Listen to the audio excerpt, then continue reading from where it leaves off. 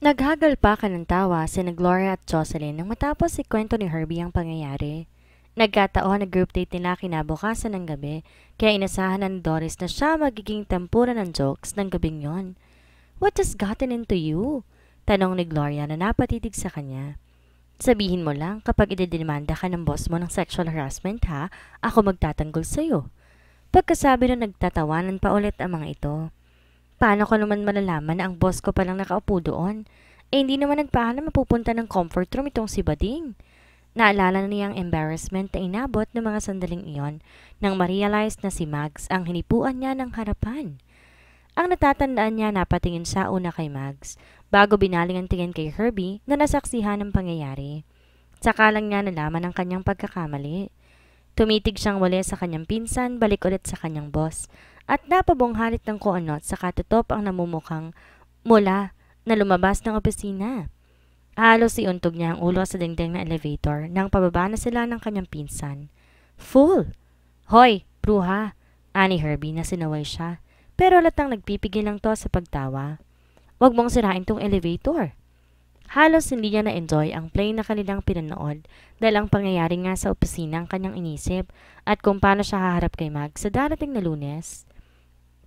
"May bago na kaming matatawag sa'yo," ani Jocelyn na pinipigil ang pag-ihit ng tawa. Hindi na personal assistant ang ibig sabihin ng PA para kay Doris. "Ano na?" tanong ni Herbie. Sinabi nito ang P-word sa English ng harapan ng isang lalaki, kasabay dinugtong ang salitang attacker. Lalong umingay sa tawanan ang mesa na magpipinsan. Samantala, sa kabilang panig, "Mags, what a pleasant surprise!" ani Lolo Brenna nang pumasok siya sa library ng matanda. "Di naman ako humingi ng appointment." "Let us cut the chase, Lolo." Saway niyang halos magkasalubong ang kilay na naupo sa karatig upuan. "Your nasty little plot is not working." "What plot?" "Me and my personal assistant." Tugon niyang may distaste sa mukha. Hindi ko nga makita ang interesado siya sa akin as a man, notwithstanding as a person. "Kung ganon man siya, ikaw ang may kasalanan." Sisi nito. "You treat everybody insensitively." "Eh anong gagawin ko? Behave like the rest?" Inis niyang turan. "I cannot, for my reputation, just be friendly with anybody." "Mags, nasa na bang social skills mo?" Nakangiti nitong tanong dahil nakikita, di naman pala hopeless ang apo nito. "Hindi mo ba mababa yung guard once in a while?" "I don't know. I tried." Tugon niyang naalala ang pagbibigay ng yellow roses kay Doris at ang pag-appreciate niya sa effort nito. "And besides, my boyfriend na siya." "Paano mo nasabi yun?" Paniniguro ng abuelo at may lihim na kislap sa malalabong mata. "May lalaking sumundo sa kanya last Friday." Tugon niyang in-skip ang detalye tungkol sa pagtapik ng dalaga sa kanyang harapan. "And they seem to be very intimate." "Wala akong alam na may nobyo siya." Anitong nagmamalaki. "So she is also under surveillance?" Pinukulan niya na matilim na tingin ng matanda. "You're hopeless, Lolo." Aniyang napapailing. "Simply hopeless." "I am beginning to like this. What did you say again? Nasty little plot?" Natatawang saad ng abuelo. Walang makitang kahit anong ekspresyon si Doris sa mukha ni Mags nang dumating ang araw ng Lunes. Normal pa rin nagsimula ang araw nung basahin niyang schedule nito at darong naghihintay ng mineral water at baso nito sa mesa. "I'm sorry, sir." Mahina niyang sabi nang matapos to sa pag-skim sa mga folders sa harapan nito. Umangat ang mukha nito para titigan siya. Medyo na-recline pa nitong upuan at nilagay sa likod ng ulo ang mga kamay. "Ah, akala ko hindi ako makakarinig ng apology or whatsoever mula sa iyo." Anitong mataman siyang pinagmasdan. "I was too embarrassed to say sorry at that time." Aniyang napayo ko dahil hindi matagalan ang titig nito. "Why now?" Tanong nitong lihim na napangiti dahil hindi siya makatingin dito. "I am trying to save my job." Mahina niyang sagot. "You thought I was going to fire you?" "Not really. Yes, I mean, I am beginning to like my job here, sir." Aniyang di pa rin makatingin dito. "Good." Anitong itinulak ang swivel chair at tumindig. Lumakad to patungo sa dingding na salamin at tinignan ang skyline sa labas. "In the very short period of time you've been here, mabutit may nagustuhan ka rin dito sa opisinang to." "I like my pay." Saan niyang sinundan ito ng tingin. But not your employer. Anito habang nakatalikod sa kanya. Sir? Ani ang naguluhan at tila namalik mata sa narinig. Wala nang nasabi pa sa pagitan nila dahil bumukas ang pinto. Pumasok si Angela Herrera. Larawan to ng kagandahan at confidence. At nakita ni Doris through the glass wall na naghihiwalay sa opisina ng boss sa mga empleyado na ang mga ito'y nakamulagat sa kagandahang iyon. Mags, darling. Bati nitong nginitian si Doris na ibig sabihin, bigyan niya ang mga to ng privacy. Aren't you surprised to see me? Angela, anang binata, na sinendasan siyang papwede na siyang bumalik sa kanyang lamesa. I thought you have a modeling assignment in New York. It's just a 2-day stint. Na-homesick kasi kaagad ako eh. Anitong nilapitan ng binata, banayad na hinalikan ang labi nito. Narinig ni Doris sa mga unang exchange na yon bago siya nakalabas ng opisina ng binata. Who am I kidding? Kung gano'n kaganda ang girlfriend niya. Ukil-kil ng kanyang utak na pakiramdam ay parang may punyal at tumarak sa kanyang puso. So, I recommend na ilagay nyo lahat sa isang lugar lang inyong mga concerns kasi naman kailanganin nyo ng tao sa bawat negosyo nyong nakakalat sa buong bayan. Ani Mags kay Mr. Augusto Shera na may-ari ng isang malaking family business na nagkataong nakabase sa Antipolo. Isang malaking construction project ang mangyayari kapag sinunod ng may-ari ang rekomendasyon ng binata dahil ang mga negosyo ng pamilyang yon grocery store, gasolinahan, hotel, resort, restaurant, tindahan ng mga gulong, tindahan ng muebles, tindahan ng mga halaman, hardware at iba pa. Bawat negosyo pinamamahalaan ng isang miyembro ng pamilya. I wonder why it is so difficult for him to see sense. Medyo naiiritang sabi ni Mags nung nakasakay na sila sa kotse. Kahit nga hindi siya kumonsulta sa akin, the solution is obvious. Ibenta niya ang mga pwesto at gamitin na napagbilhan sa pagpapatayo ng isang center na naroon na lahat ng kanyang business under one roof. Pareho silang nakaupo sa backseat at acute naman ang senses ni Doris dahil amoy niya ang malinis na samyo ng pabango nitong mamahalin. Kita niyang eleganteng mga kamay na nakapatong sa mga hita. Ang napaka-masculine na paraan ng pag-upo nito na nakabuka ka na kung hindi siya sisiksik sa kanyang tabi, halos magkadaitin na ang kanilang mga tuhod. I think, sir, kaya kumonsulta si Mr. Shera para may maipresenta siya sa pamilya niya para di masabi ng mga to na siya lang ang umisip ng desisyong yon. Ano bang alam mo tungkol sa pamilyang to? Tinamaan sila ng ilang trahedya nitong mga nakaraang taon at ubili niyang sagot. Anong trahedya? Tanong nitong sa daan nakatingin. Unnatural deaths in the family. Aniyang wala sanang intensyon na i-elaborate ang sagot. Tumatanda na rin silang mga nagsimula na negosyo noong 70s. Taga rito ka nga. Anitong may kalahating ngiti. Saan banda ba dito sa Antipolo ka nakatira? Actually in about 3 minutes. Sa takbo natin to, madadaanan natin ang entrance ng subdivision na tinitirhan namin ng lola ko. Tugon niyang nakangiti. Why don't we stop by your home? Suggestion nito na kinabigla niya. Ha? Really? Why not? Tugon nitong napatingin sa kanya. Ibigay mo kay Apeng ang direksyon kung saan liliko.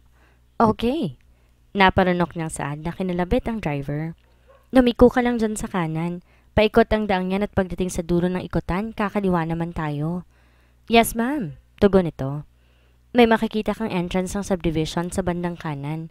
Doon naman tayo liliko. It looks nice and quiet here. Komento ni Mags nang pumasok ang kotse sa subdivision. Ninunot nito ang affluence ng lugar. 7th Street, Mang Apeng, sabi niya sa driver. Yung dulong kalye po tapos kanan, kulay pula ang gate namin. Who is at home? Tanong pa ng binata. Si Lola Maximina at saka yung maid. Tugon niya na nakatingin sa kanyang relo. I hope wala pa dun yung mga kalaro niya sa Mahjong. Ayaw mo bang makita ko ng mga kalaro ng lola mo sa Mahjong? Tanong nito nung sila'y umibes ng sasakyan. Do I look unprepossessing? On the contrary, sir. Baka patibukin mo lang ang puso na matatanda. Masisipa ko kung may aatakin sa kanila. Ah, ayun si Lola. Napatakbo siya sa balkon kung saan nakaupo sa baka na upuan ng kanyang abuela. Tinatanaw ang mga halaman nito. Hello, Lola. Ani niyang hinalikan to sa pisngi. May kasama ka. Anitong napatingin kay Mags na nooy papalapit pa lamang. May pinuntahan kaming kliyente ng boss ko sa bayan, la. Paliwanag niyang napatingin din sa lalaki. So, napadaan kami dito sa iyo. Siya nga po ang boss ko. Good afternoon, ma'am. Magalang na bati nito sa matanda. Ako po si Mags Brennan, ang dating boss ni Agnes. Tugon nitong itinuro ang silya sa tapat nito upang makaupo ang binata. That is right.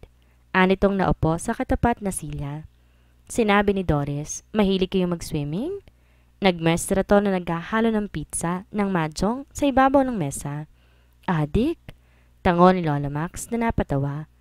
Adik na adik sa swimming. Yun na lamang ang tanging kong libangan at itong aking mabait na apo palagi akong binibigyan ng aking pangsugal. Konti lang naman siguro kayong tumaya. Barya lang. Naglilibang ng kaming matatanda at di naman nagsusugal. Tugon nito. May I know your name?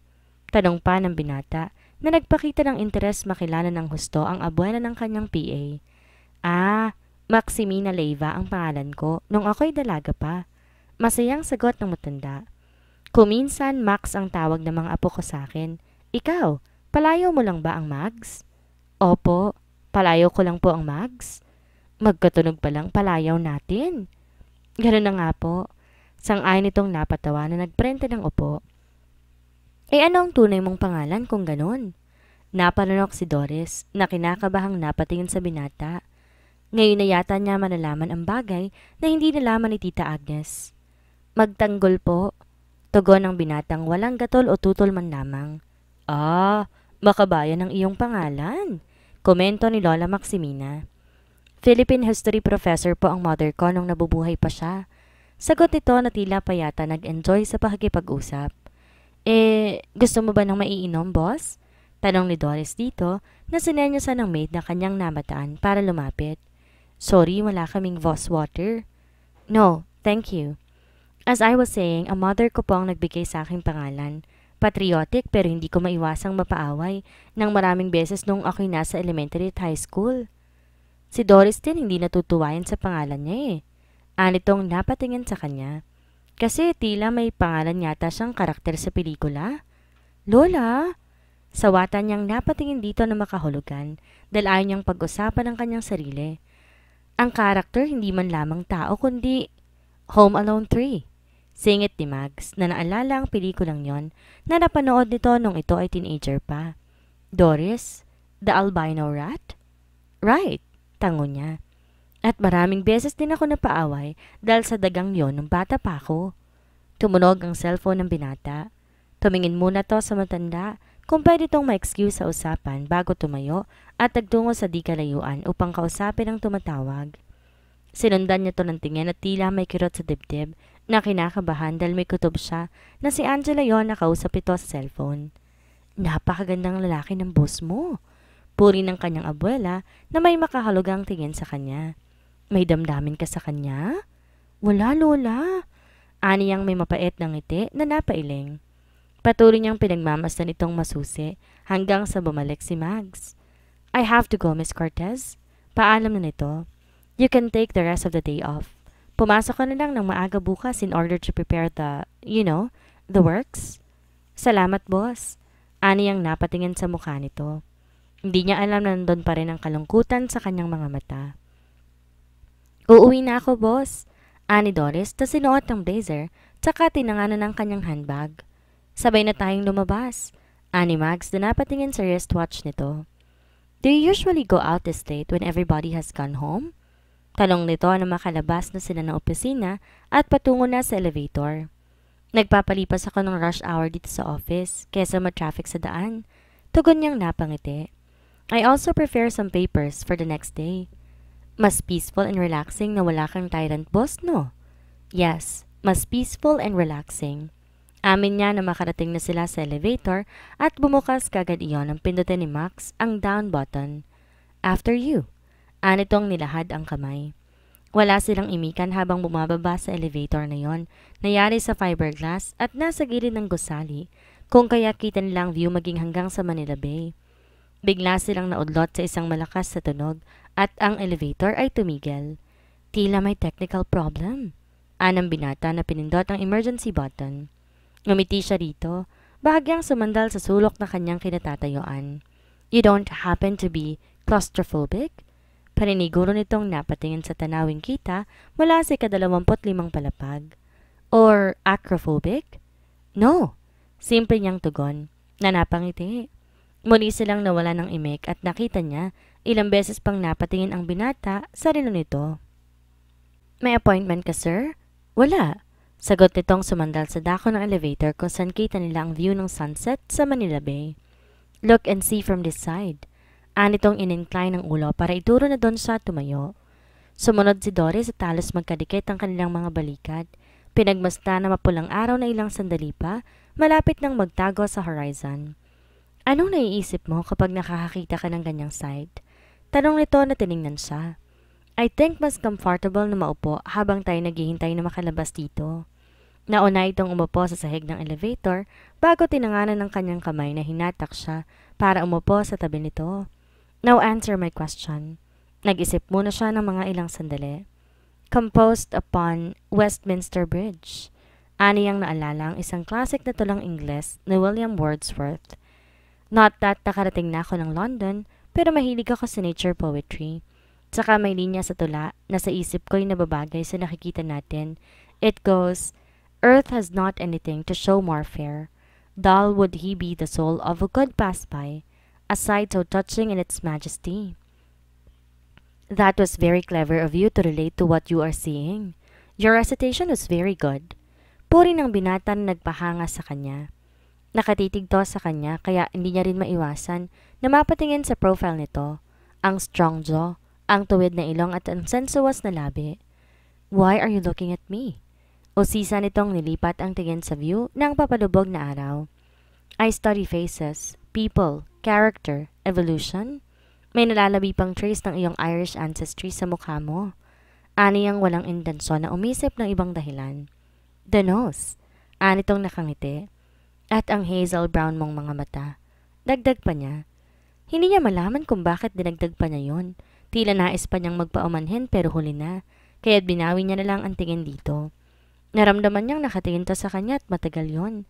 Bigla na lang umandar pababa ang elevator. Nasa site ng isang proyekto si Max kaya wala ito sa opisina nung araw na yon. Subalit may biling papeles sa dapat dalhin sa condominium unit nito at the end of the day. Kaya, hinalukay ni Doris ang kanyang files kung saan nandun ang listahan na binigay ni Tita Agnes. Nakasaad doon ang instructions kapag may dadaling papeles sa tirahan ng binata. Na magtungo siya sa Pacific Plaza sa Ayala Avenue, dala niyang papel na yon kung saan nakasulat ang password na sasabihin sa reception desk. Pagdating sa hallway sa mismong unit ng binata, merong security alarm na kailangan i-punch ang code. Paano ba to? Bulong niya sa sariling ibinalanse ang folders na dala at ang kanyang shoulder bag. Dahil muntik nang bumagsak ang dala niyang folder, napindot niya ang maling numero kaya tumunog ang alarm. Shocks! Sabi dito tutunog ang telepono. Napatingin kasi siya sa gilid ng hallway na yon at muling tinignan ng papel na hawak. Bukas na ba ang pinto? Tanong ng isang babaeng nakaputi na nooy nanggaling sa loob ng condo unit. Ha? Oo. Bukas ang pinto? Tanong niyang nalilito pa rin. Salamat.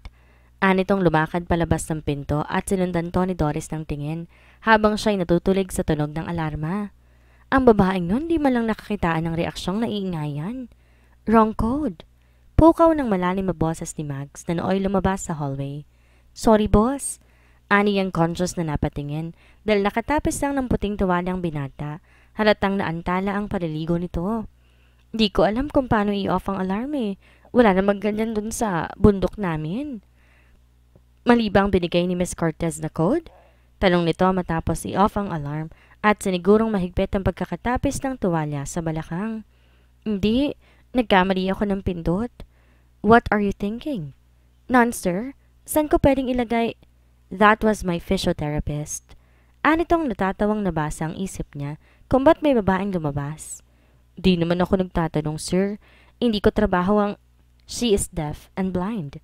Anitong tinanganan ang magkabila niyang balikat. You don't have to explain anything. Saad niyang pinagmasta na magkabilang kamay nito na nakapatong sa balikat niya. Saka siya tumingala dito at sukat doon, naglapat ang kanilang mga labi. Ang bilis ng pangyayari, parang ipo-ipo. Di na siya nag-isip, bagkos, di naman lang niya ang labi nitong malamyos na humihingi ng tugon. Ang kamay nito'y lumipat mula sa balikat niya tungo sa kanyang leeg hanggang sa puhin ng kanyang mukhang imposible para sa kanya na makaiwas sa insistence ng mga labi nito. Tangan ng isang kamay niyang folders. Ang kanan naman niya ay malayang umaakit sa balikat nito. Inaplos ang batok ng binatang basa ng tubig tumutulo mula sa buhok nito. Nakaka-intoxicate ang malinis na amoy nito, ang makinis na pisngi, ang init na punong puntenga nito na kanyang dama sa pagitan ng kanyang mga daliri. Tsaka niya binaba ang kamay sa panga, tungo sa balikat nito, tsaka tumigal sa matipuno nitong braso. Inapit siya ni Mags ng mas mahigpit sa katawan nito. Nadama niya ang paggapang ng mga kamay nito sa kanyang likod hanggang sa kanyang bewang. Tumiyad pa siya upang mas maabot ang mga labi nito at niliyad ang katawan upang humakab sa katawan nito. Napakatagal na halik, masugid, malalim, subalit masuyo na may pagkaalanganin. Nalaglag ang isang folder na kanyang tangan at bumukas ang kanyang mga mata. Kaagad kumawala si Doris mula sa mga bisig nito. Saan ko ilalagay ang mga to? Mahinang tanong niyang yumuko, dilampot ang mga folders na nalaglag. Hindi na niya hinintay pang makasagot ang binata dahil nakita niyang isang side table doon sa hallway, 2 hakbang layo mula sa kanilang kinatatayuan. Pinatong niya ron ng mga folders. Nasa akto na siyang lalabas ng pinto, nang tanganan nito ang kanyang kamay. Bakit mo ko hinalikan? Ani ang nagtatanong ang mga matang tumitig sa binata. Your lips were asking to be kissed. Tugon nito sa malamyos na boses. I am not a stranger to heartache, sir. Ani ang nagbaba ng tingin dahil hindi ang sinabi nito ang nais niyang marinig. Don't play with me. Binawi niya ang kanyang kamay at nagsimulang lumakad papalabas.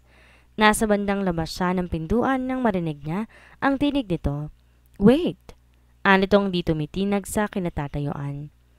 Birthday ng aking Lolo Brennan sa Sabado. I would like you to attend. Is that an order, sir? Tanong niyang seryoso at malungkot ang muka. It is not an order. Tugon ni Mags na may confusion sa gwapong mukha. Kung ayaw mong dumalo, it's up to you. Marami na siyang narinig na pathetic na story ng husto ang halik para mahalin ng isang lalaki. It was nothing for him. Ano ba ang kailangan para ako'y makumbinse? Para siyang namimili sa pagitan ng rason at ng emosyon. Hopelessness ang kanyang nadarama na mas mabuti pang mag-give up na siya sa pag-i-invest ng feeling sa isang lalaking mahilig lang manghalik, subalit di naman kasali ang damdamin. Masama ang kanyang loob dahil ayon na siya sa harapan nito, ang lalaking kaya niyang iguhit ang mukha by memory. Subalit hindi niya natatandaan ito, samantalang ang puso niya ay ilang beses nang nag-somersault sa kanyang dibdib. Sa bawat araw na magkasama sila, sa opisina, naghihintay siyang makilala nito. Maalalang tagpong iyon sa Coconut Palace. Balong niya sa sarili. Kaya niya ako hinalikan dahil my lips asked for it? How can I face him with a straight face? She did not say she will come to Lolo's party. Ani Mags kay Toto. Confused kasi siya sa reaksyon ni Doris. I think she's not interested in me. Have you tried expressing yourself or what you feel? Tanong nito na nasorpresa sa sinabi niya. Isn't kissing enough to convey that I am interested in her? It worked with the girlfriends I had before. Hello? Nitong natatawa sa kanya. Baka ito yung tipong nais na makarinig ng declaration of love. All women love a declaration of love or else walang love kung walang declaration. Panayang tambay mo sa mga coffee shops, no? Ani ang napapailing sa analogy ng kaibigan.